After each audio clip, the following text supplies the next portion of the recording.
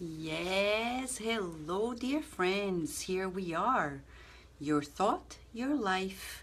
30 days of inner journey, and this is day 6, chapter 6 of the book Thought and Life by Emmanuel through Chico Xavier.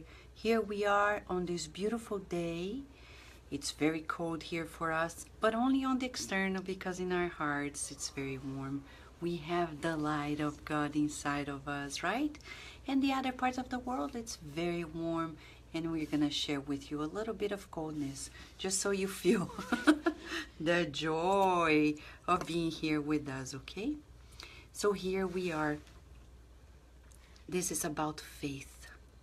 This book is a book that is being used in the schools of regeneration in the spiritual realm. Yes, believe it or not. It's being used in the spiritual realm, and we are here to accommodate ourselves to the message that prepares us to a new life, to a reincarnation. And this book can help us get ourselves calibrated, aligned for the beautiful opportunity of this year. Yes, that's why we're studying together. This year is very special, and it's a year of lots of changes in the United States and around the world, and the spirit mentors have asked us to join forces with our community and remind ourselves that we're not here by chance. We were prepared. We were given the resources. Let us trust and especially have faith. Hello, Raquel. By the way, happy birthday the other day. I kept you in my heart and in my prayers. Beautiful mom, beautiful woman, beautiful spiritist friend. Thank you for your reincarnation, for being with us, with your beautiful smile and your loving, kind attitude. Hello, Rihanna. It's good to have you here. And friends, and Rihanna, by the way, send me a message by inbox so we can get to know more how we can get you books, spiritist books, the hard copy, okay? Let's talk a little bit about it. There's a community awaiting to create this bridge of light between all of us around the world and you, friends, where you are, okay? Ready? Hello, Solange. Yes, we're ready. And faith. What have we studied this far? If this is the first video for you, first we started studying here, Thought and Life. First, our mind is the mirror of life. We think it's like a mirror. We reflect it, we attune, associate with others, and we start feeling it. And many things happen from there on. So we need first to train ourselves. Tonight we were at the Spiritist Society of Virginia at a meeting, and Mentor Joseph was kindly sharing with us, imagine how much we still need to work to advance our planet Earth, to teach our children how to manage their thoughts. We're still trying to manage behaviors. Now we're learning about emotions, but there will be a day we'll be teaching them from an early age to observe thoughts and how to manage them. Because even adults have a hard time doing this. But if we don't know how to manage thoughts and feelings, our lives are going to make associations, and we're going to have from thoughts to feelings, attitudes, and actions, our cascade of events that are unprecedented, and the consequences of it all. Hello, Melissa and Adilson. So, the second thing is about the will. Yes, where there is a will, there is a way. Certainly, the will, the cabinet of will, says Emmanuel in chapter 2, supervises and manages everything else in our mind. So it's good that in our society we're teaching everyone, saying, what do you want to do? You need to know. You need to have this goodwill towards the goals you have in mind. Don't be shy. Don't be shy. Don't be shy to aim at goodness. I know some people may look around like, what? But little by little, people are appreciating more and more. And even if they don't, keep doing it. Because people are gonna feel good. We don't need to prove a point because the cause is not ours. The cause is of God. So it's not personal to us. We just keep doing and rejoicing and being light and being joyful, being kind, learning new things. And chapter 3 about the importance of cooperation. And it's beautiful to know that there is this expression, cooperation as a law of life. For it to succeed in this reincarnation, we need to learn to co-pilot our lives with God. God is the pilot. We're the co-pilots. We need to operate with God. We're the co-pilots, but we're important co-pilots. And we really need to learn how to cooperate with everyone without leading sometimes. Cooperating is about allowing the person to sit in the driver's seat and you be the co-pilot and you be saying, they're going to be telling us, I need you to help me with this. And you say, yes, I am here. I'm going to help you with your needs. Learning how to serve the world in order to serve God. Everything and everyone that we serve, we are ultimately serving God. Right? Exactly. Chapter 4 about instruction and the importance of books. Chapter 5 about education. The word educere. It's about extracting from within ourselves. No wonder Emmanuel, in a beautiful thesis, he shows to us point by point how to make light. And we sung a lot yesterday. Let our light shine. But don't worry. Singing is contingent to the topic. Angelita, Rita Di Cassia, Adilson, Marcia. Thank you. And today, faith. Yes. Faith. And I'm going to read the chapter. So we first get into the thought of Emmanuel and the higher spirits of the school of our generation on the earth. And then soon after, we're going to comment according to the inspiration of the myth. Faith, chapter 6. It is not enough to admit the existence of goodness in order to find it and assimilate its light. We must search for it with perseverance and fervor. No one doubts the existence of electricity, but for a lamp to a light, a room, we need wires that conduct the current from distant powerhouses to our home. Nowadays, photography is a common phenomenon, yet in order for film to register an image, it must be sensitized and treated with the necessary chemicals. The human voice travels through radio waves across continents with perfect fidelity. However, it cannot do so without the electronic signal that transports the radio waves. We cannot therefore achieve anything without a positive attitude of confidence. But how can one express faith? People often ask. Faith cannot be defined in ordinary language. Faith cannot be defined in ordinary language. It is a power that is born with the soul itself. It is an instinctive certainty in the wisdom of God, which is the wisdom of life itself. Faith breathes within all beings and vibrates in all things. Faith manifests in the fractured crystal that mends itself as well as in the felled tree that sprouts anew in obedience to the laws of renewal which rule over all nature. Every kind of activity in life develops in one way or another by faith. The metal expresses confidence in the power of spring and covers itself with flowers. The river depends on the existence of the spring in order to become a large and deep body of water. Having an ordinary meal is in itself an act of faith.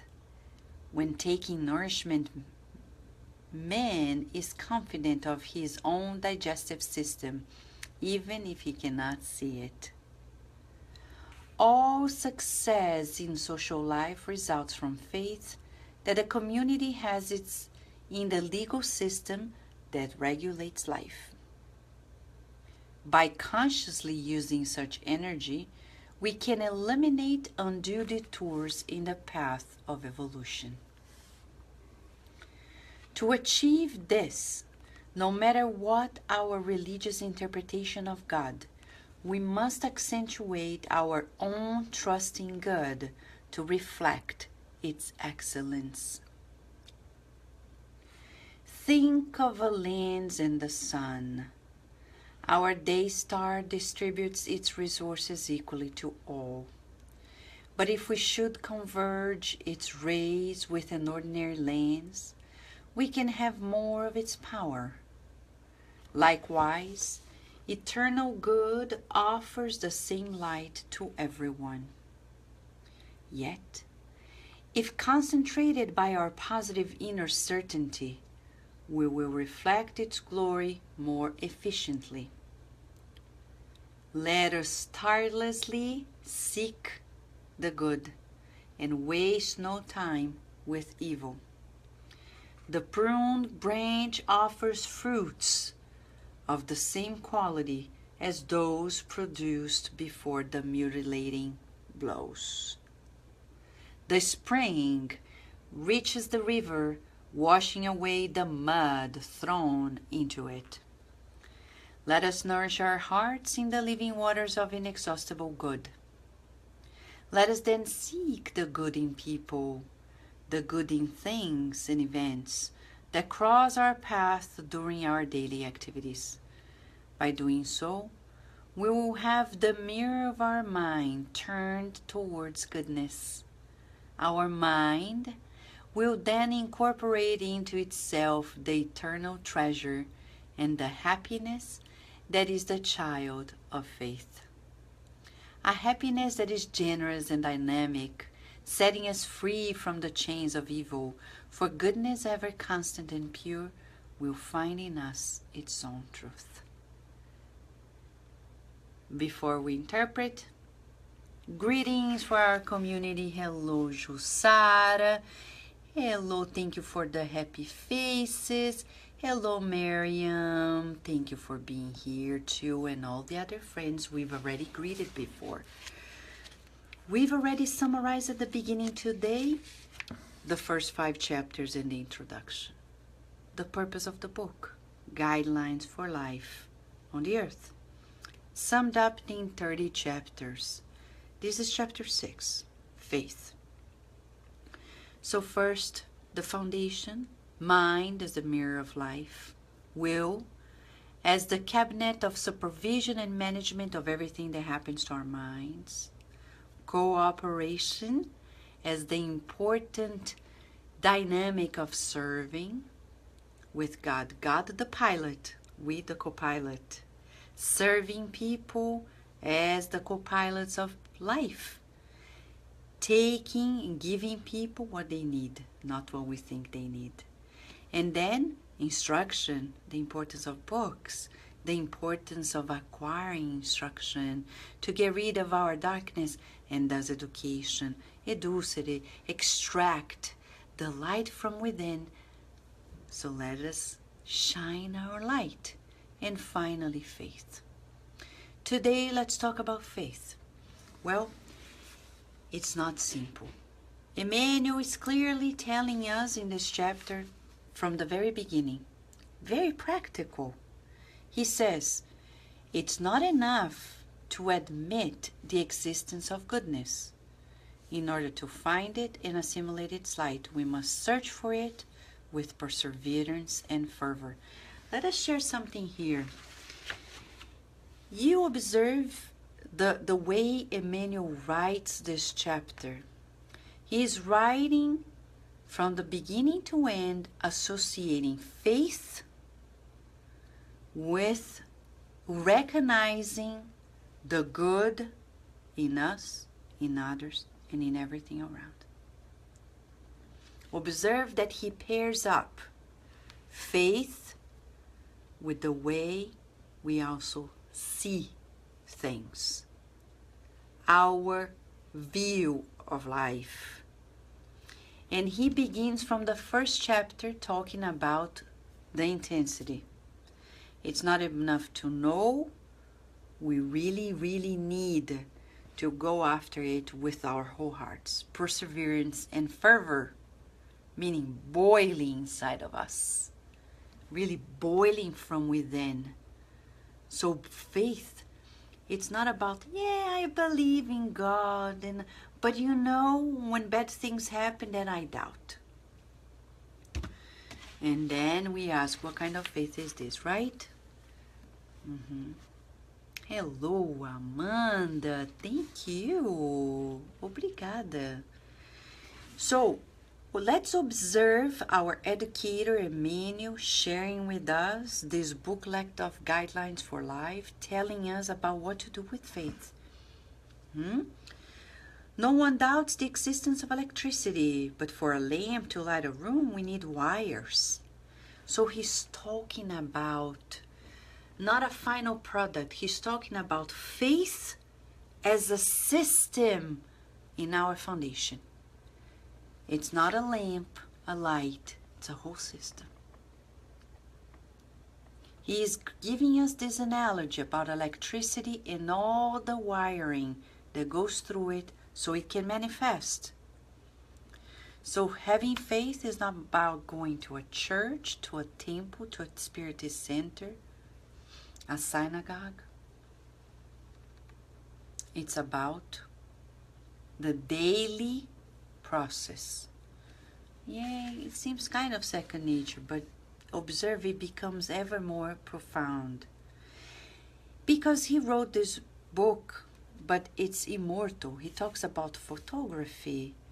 But look at us nowadays. We have another system of revealing photos, but we are even deeper into the system because now we have even selfies, right? People constantly using. Before, at his time, we had experts working in the field.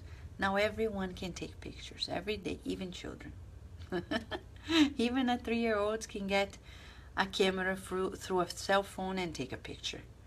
So this message is very interesting because he's going to compare, make an analogy with photography and the voice. And he talks about the voice through the radio that travels continents faithfully. But it cannot do it without the radio waves. So what does he mean here? We cannot therefore achieve anything without a positive attitude of confidence. You see, Emmanuel is revealing to us something quite new, because when we think of faith, we think it's faith. God is somewhere out there. Some people say in the heart, everywhere. It doesn't matter.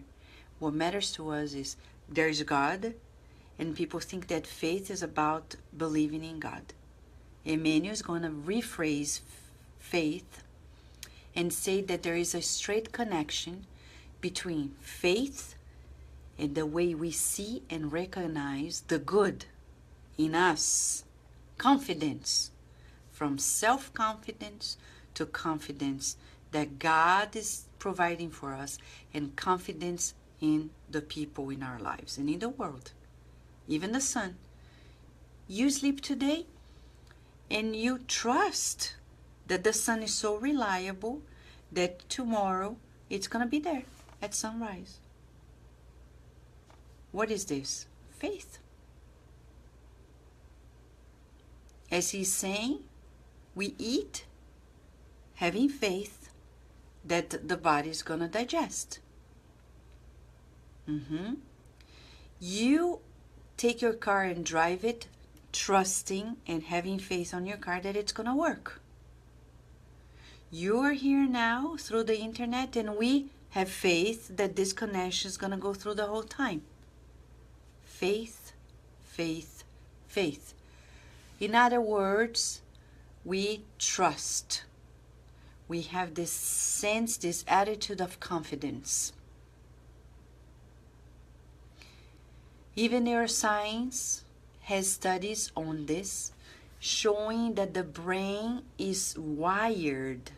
Emmanuel doesn't talk about it here, but funny enough, neuroscience found out years ago that our brains are wired to have faith, to the point that this scientist says, we are here under this roof and we have faith that it's going to stay there while we're here. You trust that the structure is in place. So when you say, oh, I have zero faith, no, you don't. No, you don't. Based on this concept, you have faith. But we're talking about levels of faith, right? That's a different thing. So we need to observe. Let's go deeper. As he explains to us, how can one express faith? People often ask. And he says, faith cannot be defined in ordinary language. Can you believe it? Emmanuel is disclosing to us in this book that even they study in the spiritual realm to prepare us for a reincarnation when we are at a certain level of preparation, that faith cannot be expressed in ordinary language. So we need extraordinary language. What does he mean? He says, it is a power that is born within the soul itself. No wonder neuroscience already studied the brain in regards to it, and it says we are wired. There is what they call the point of God. Dr. Andrew Newberg, the leading scientist in the field, he coined the term neurotheology. Neuro about the neuroscience, the science of the brain, the nervous system, and theology, the study of the friends of God, let's say, the fields that study about God, religions, philosophies, neurotheology, how the two get together.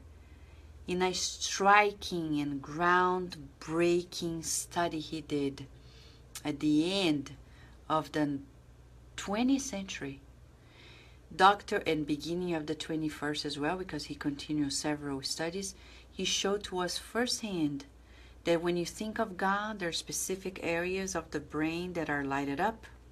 When you read something that is related to God, it's a different area. When you meditate or visualize, do therapeutic visualization thinking of God, it's another area. When you see sacred images that remind you of religiousness and references to God, it's another area.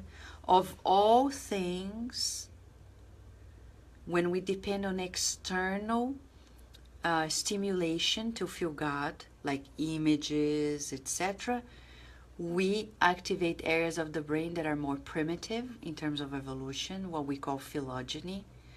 And when we need less of external input to actually feel God, we activate higher areas of our brain, which means it's a more human-like. It depends on the development of humans, more advanced.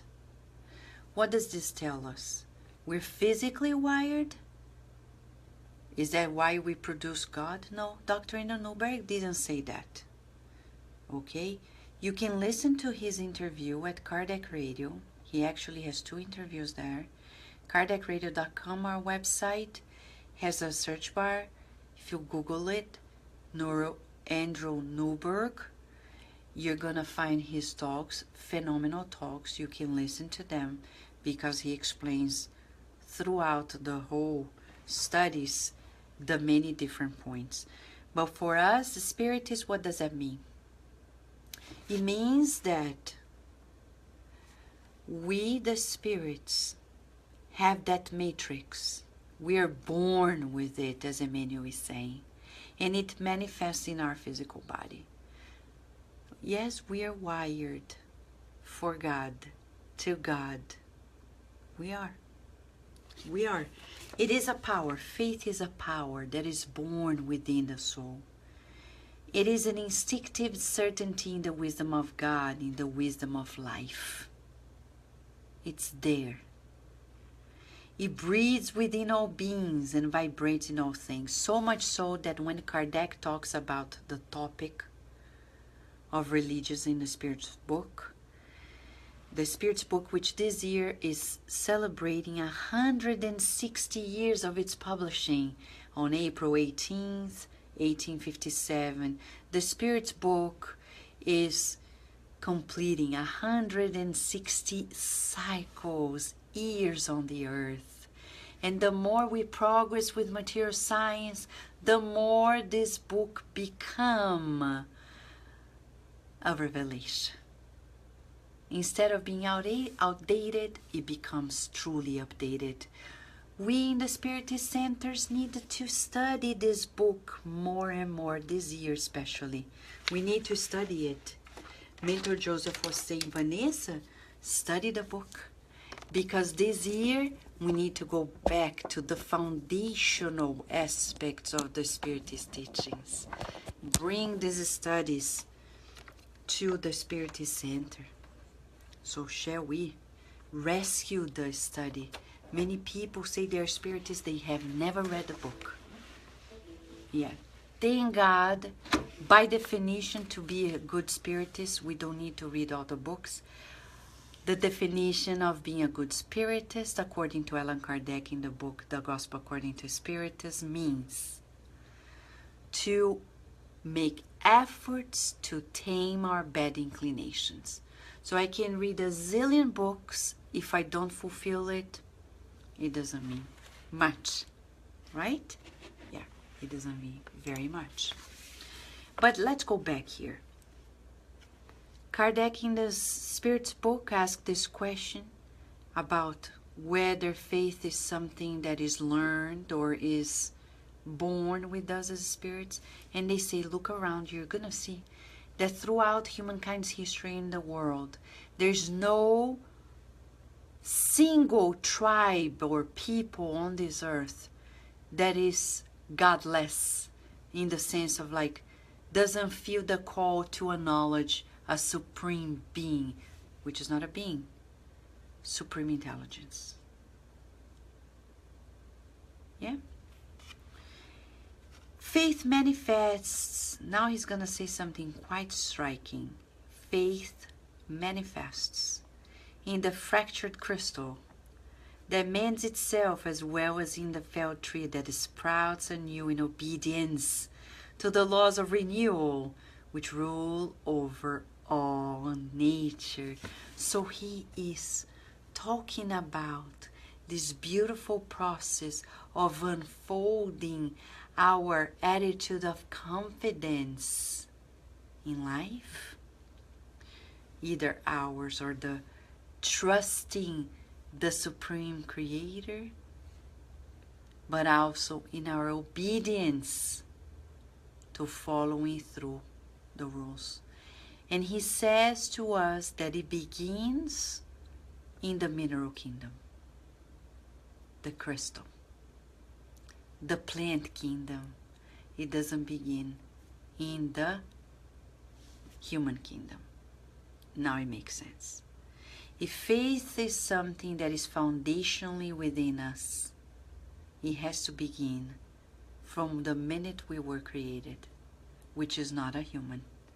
Because human beings are already complex enough. We're talking about the simple monada, celestial monada, the first spiritual cell.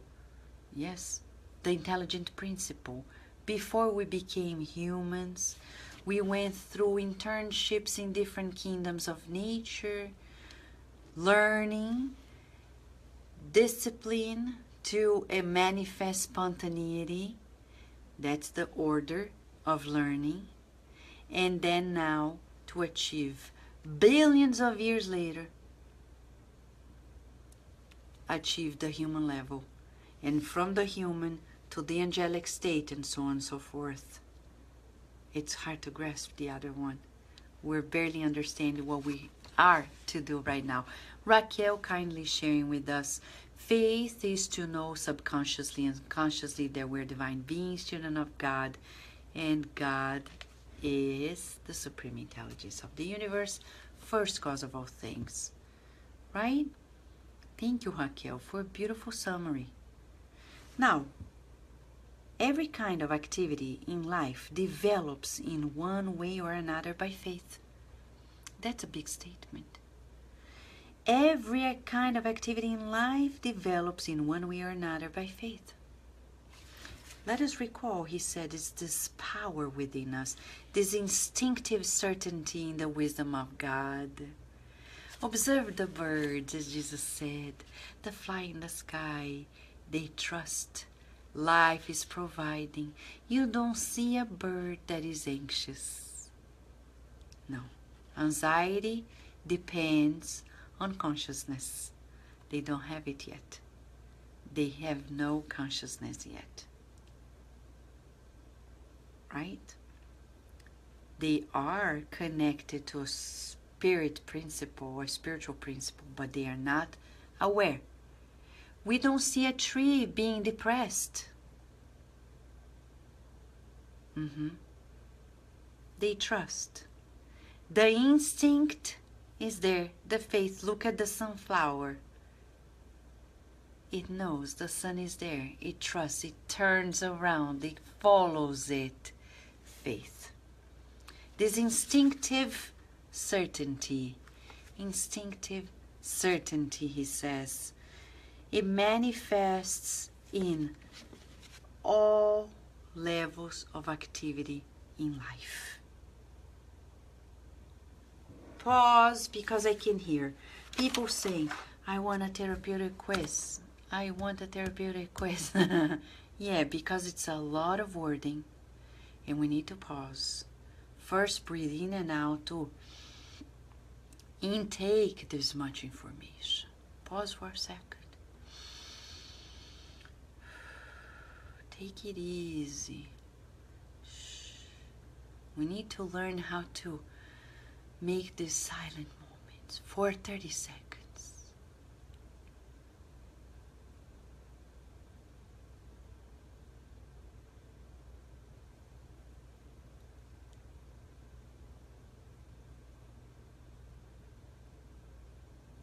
Learning. Stillness. It's about nature inviting us to take in all of it. Now, let us sink in this message through the processing of our emotions. First and foremost, where do you think you are regarding your awareness? Where are we regarding this instinctive certainty that we have inside of us? Instinctive certainty in the wisdom of God, which is the wisdom of life itself. Where do you think you are? Do you think you are fully aware of it? Of this instinctive certainty that you have inside of you? It was born with you? Or not? Think about this. It's very important.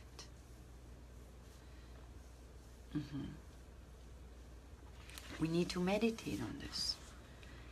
He says every kind of activity in life develops in one way or another by faith. This faith that is about, we cannot therefore achieve anything without a positive attitude of confidence. Observe that from beginning to each moment, he's leading us, associating faith to confidence, to seeing the good, to trusting the good, to trusting the wisdom of God, trusting the wisdom of life. Now pause, because this is January 9th, pretty soon January 10th. And the world is getting anxious. Oh my gosh, a new government in the United States is gonna come. What's gonna happen? What do we do? Should we? Faith. Where is our trust in the wisdom of God, in the wisdom of life? Where does it take us now? Should we cross our arms? No. Should we fight against the person? Never. Cursing the man is not going to help. It's going to be worse. It's violence. It's aggressiveness. If we are of peace, we don't. What can we do? Maybe create a focus group of prayer for the new president and his committee, yeah, for the new government. Why not? Not because we agree, but because we want to support. Like Peter, when Peter recommended that the whole community prayed for the persecutor, Saul. And people are like, really? He's killing people? And we're praying for him? But they said, yes, we will pray. It's about being a peacemaker. Being a peacemaker is not about crossing our arms and say, yeah, God's going to take care of it. No, no, no. It's being active in our faith. We trust the wisdom of God, the wisdom of God. Why is God allowing this? There must be something good for humanity. We cannot see things linearly. Emmanuel is teaching us we need to expand our ways of seeing. If the wisdom of life, wisdom of God, is allowing that our free will leads us to the present moment, shall we trust the good in everything and everyone? Shall we team up and pray for this new government? If we can't help directly, like physically, we need to help spiritually, emotionally, vibratorily, sustaining currents of support and seeing the good. What are the qualities of the president-elect?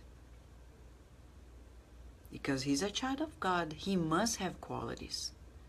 If I pay attention to the negative, if I pay attention, for example, Mary Streep, she gave a beautiful speech, beautiful attitude. She was being positive. She was being responsible. She was inspirational. Beautiful.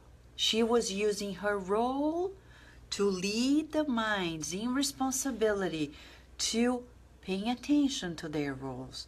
But you and I are not her. What can we do then? Pray in our centers, every meeting. Tell our friends to pray. Creating focus groups of prayers and meditation on the good. Hoping and sustaining that everything is going to go to the right place. Right? Yes. So we really needed to go through this thought, okay? Rita Di Cassia is sharing with us that when we suffer, the power of faith and understanding shows up in our heart, and also faith is the power of love. It's very interesting that suffering is still needed for us to revisit the core of ourselves. Rudy, hello. She was saying that was studying a public library in the afternoon for 90 minutes going over this paragraph, trying to understand this instinctive certainty. How about now, Rudy?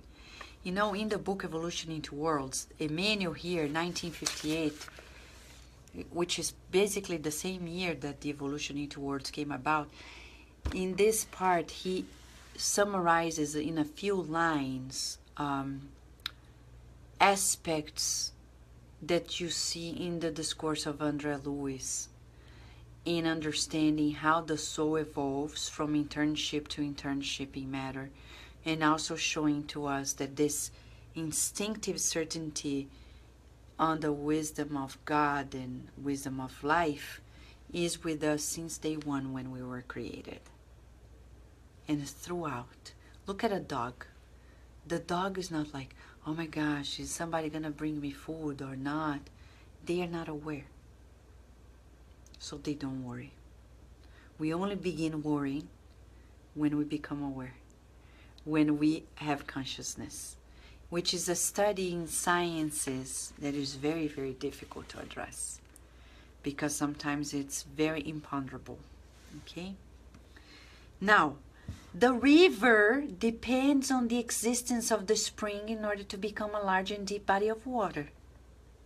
Everything in nature, he's saying, every kind of activity in life develops in one way or another by faith. Look, my friends, what happens when you get pregnant. It's faith. You're blind. We're still on the earth despite the ultrasounds, etc., that we can do. It's such an invisible process. Even for us women, we can feel it all, but it's a matter of faith. Some people, when they're too controlling and they don't have this faith resolved, they have a hard time being pregnant because they're like, oh my gosh, I cannot see. And instead of trusting and going, they get so anxious, so exasperated. So, therapeutic quiz. How much do you trust the wisdom of God? And how can you actually express more of your trust in the wisdom of God? This instinctive certainty in the wisdom of God. How can you do it? For now, we would say, these moments in the United States, we trust that God is in command. Nothing is going to happen without God's consent, without God's permission.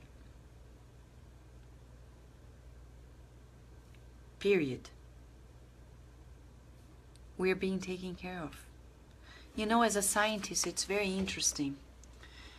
I worked with animal in the lab, very kindly, respecting them very much. And there was another project in which it was done with babies. And it's interesting because sometimes babies trust us so much. When they grow, by the age of 2 and 3, they become a little more skeptical. We want to do stuff and they don't trust that we can do for them. They want to do by themselves, just like us. When we are more unaware of our existence as humans, look at the more indigenous people. So wise because they kept themselves pure to this instinctive certainty. But when we gain consciousness, we start complicating a little bit, and then we start doubting. So now we are at a moment that we need to trust, knowing while we trust. That's the only solution. Only reasoned faith is the solution to people who doubt their own faith. How can I express more my certainty in the wisdom of God?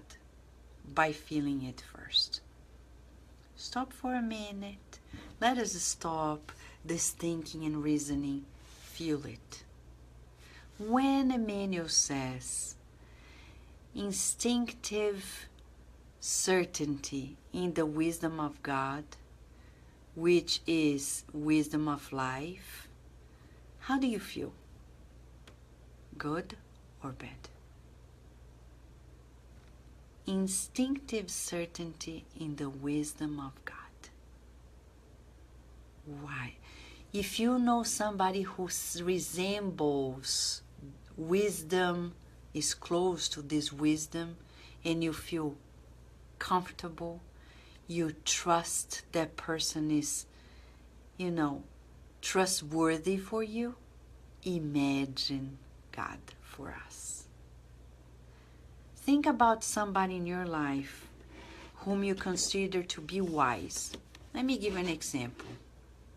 In Spiritism, Chico Xavier, and Divaldo Franco, we have the Dalai Lama, we have fields of religion, right? But in the field of sciences, we have other people. We have in neuroscience, we have great neuroscientists, depending on the field, the subfield of study. Eric Kandel, who was a Nobel Prize. In other fields of science, we have Elizabeth Blackburn.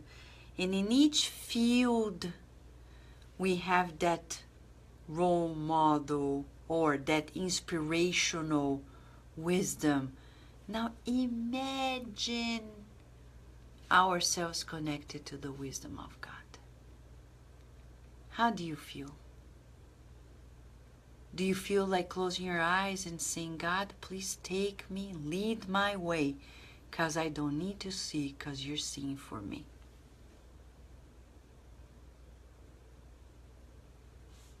That's it, the feeling. Our instinctive certainty in the wisdom of God shall feel like this. If you are asking, but Vanessa, I don't feel that quite yet. Wait up, Emmanuel has more here that is probably going to help us unfold this awareness of our faith, where we are, how can we unfold and go to higher levels, because there is always another level. To the point Jesus said, if you have this much faith, meaning faith has gradations. He didn't mean only just a little bit is enough. He also meant that we can grow in our faith. That we can grow in our faith. Thank you, Rudy. Okay? And as Rihanna is saying, all is as it must be, believing God's plan always. That's a way of feeling and expressing our instinctive certainty in the wisdom of God. God is wise. We need to contemplate more our relationship with God. You and God. How about a date with God?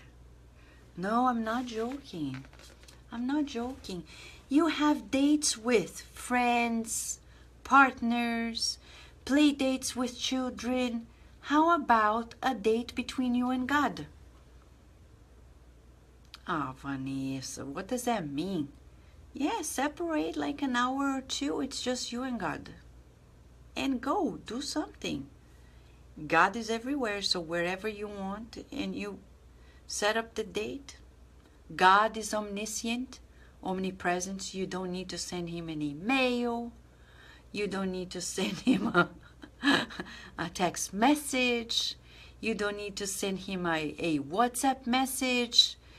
You don't need to send him a message in his inbox, because as you think, he knows even before. Don't ask me how, because I don't know God's mind, but all we know is that he is omnipresent, omnipotent, omniscient. That's it. So how about a date with God? How do you feel? January 10th is coming up in 10 minutes. For us in the East Coast, for other friends around the world, maybe already. Yeah, January 10th. But how about dedicating January 10th for the exercise, a date with God, to see where we are in our relationship so we can feel the wisdom of God? It's not enough to know, oh, God is wise. What does this mean? How do I feel the wisdom of God? A date with God. Oh, but it has to be every day. But don't push yourself too hard. A date. Make a date. Conscious date. I know God is connected to us all the time. But set an hour apart on the January 10th to be with God, for God, to God, talking, contemplating. And in the Spirit's book, Kardec gives us tips. Not on him directly, but he's sharing with us the teachings through the mediums of the time from the superior spirits. We have the proof of God when we contemplate nature. Even if you look yourself in the mirror, through the window you observe nature, the greatness of a tree, and the birds that fly around. Even when we look at our hands and you see how precious this anatomy, how beautiful that I made a cut here, it's already healing. And I didn't need it even to go to the doctor, take a medicine. My body had such wisdom of life. How about a date, this day, January 10th, to feel this connection? Fabiola! Oh, and Jussara is so funny here. She's saying, you can tweet God with your mind. Talking about tweeting, right, Jussara? Oh, Donald Trump, we think you are funny, and that's a quality in you. Yeah, President who tweets. Very interesting. In a way, let's see the positive, okay? The positive. And Jussara saying, you can tweet with your mind. There you go. A date with God. To feel the wisdom of God, to feel the wisdom of life. Many people are suffering in the world because they don't date God. They don't contemplate God. The minute we start feeling, dedicating our days just to observe and to feel this wisdom, we feel joyful, we feel secure. And I'm not going to say anything else because you can share tomorrow when we get back here for another chapter. If you recall what it is, share with us how you felt.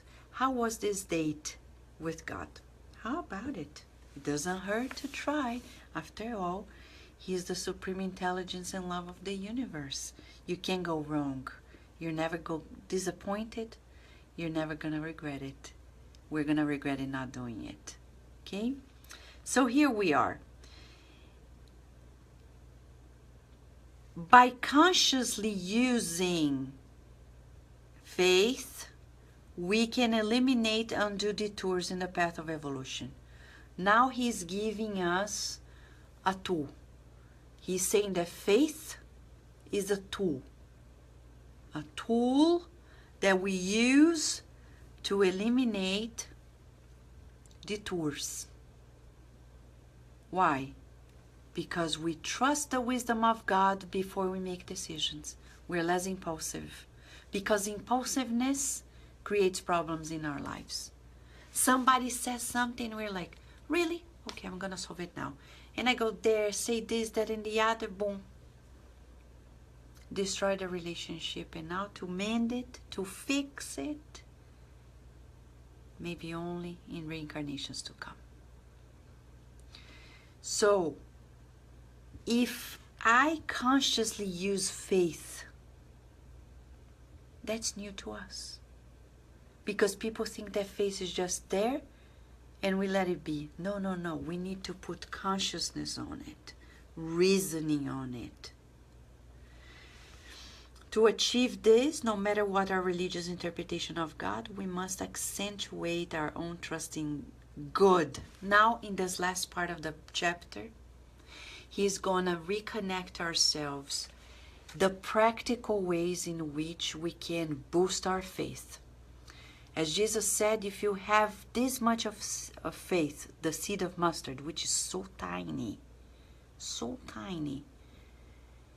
The other day we had activities for children and adults in the center, the SSVA, and we brought the seeds of mustard. They are so small that it becomes like astounding, the fact that such a small seed can become like a tree. And think about our faith. And Jesus is saying, this much, meaning you can have even more. Now imagine if you boost it up. And Emmanuel is now revealing to us. We need to highlight our trust in good to reflect its excellence. Now he's giving you a mechanism, you and I, a way through which we boost our faith. I need to grow in my faith. Do you? I do. Do you need to grow in your faith? What can you do? Trust in good. Do you trust in good? In yourself? In others? In everything? Or not? Remember when we were starting the cell phone story on the earth and people were like, oh no, I really want to stay without it. It's blocking us from... Look at us using here the cell phone and talking to one another. God bless it. We need to trust in the good. If God is allowing progress to be on the earth, the wisdom of God, the wisdom of life, it's for something good. Where's the good?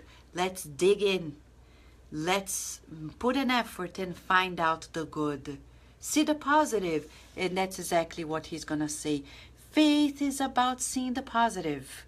We need to put perseverance and fervor. Remember, he said in the first paragraph of this chapter, it's about effort. And he's saying, think of a lens in the sun. Our day star distributes its resources equally to all. But if we should converge its rays with an ordinary lens, we can have more of its power. So he's saying, use the lens of your faith to have more power.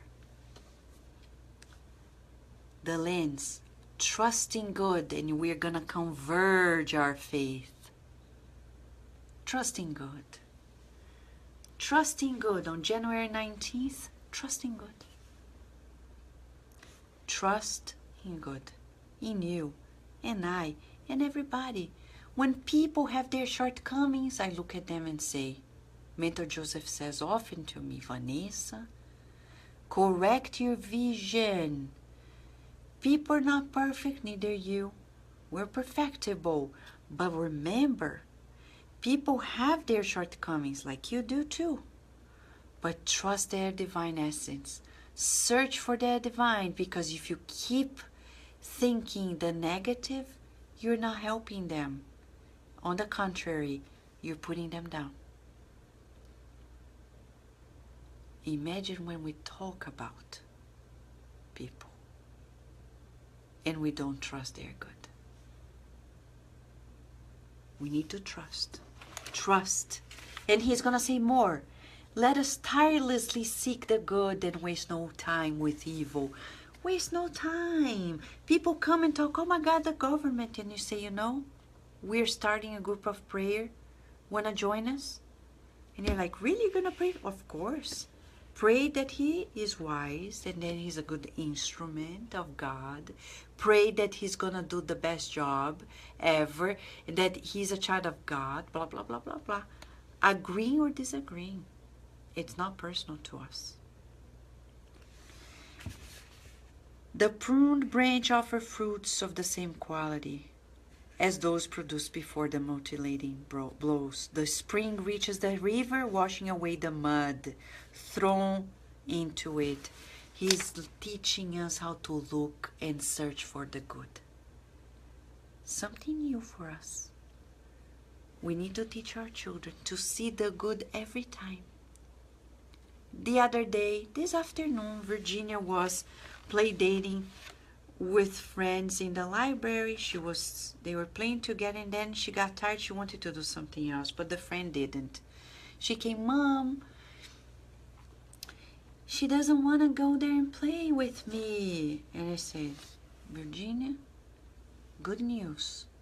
In this diversity, you go make new friends. Go make new friends. Look at them. You want to go there, build a tower, Lego? There they are. New friends. We need to teach children and ourselves to see the good. Let your friend be there. She needs more time with that activity. That's okay. She can still be friends with you. Open your heart for new friends. Why not? We're supposed to expand our hearts to love more, and to care for more people too. We're not supposed to be encapsulated in the same old friendship. Some people have that primitive idea that when we're good friends, we don't expand to other friends. Even in spiritist centers, we see this. You have a group that is working as a team. Somebody new comes in, and they're like, oh, but I've been here for 10 years. This person just came in, and they're already going to do what we're doing? Why not?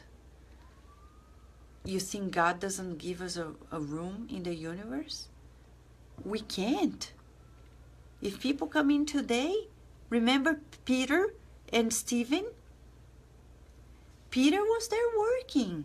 He was there working very, very, very, very hard. Very, very hard. He was working. And Stephen came in. They opened the doors. He started blossoming these things. Nobody said, no, Peter, you didn't meet Jesus. You can't give talks. You didn't meet Jesus. You can't do healings. They said, yeah, come in and go before us. And he became a reference even for Peter. That's the true Christ consciousness.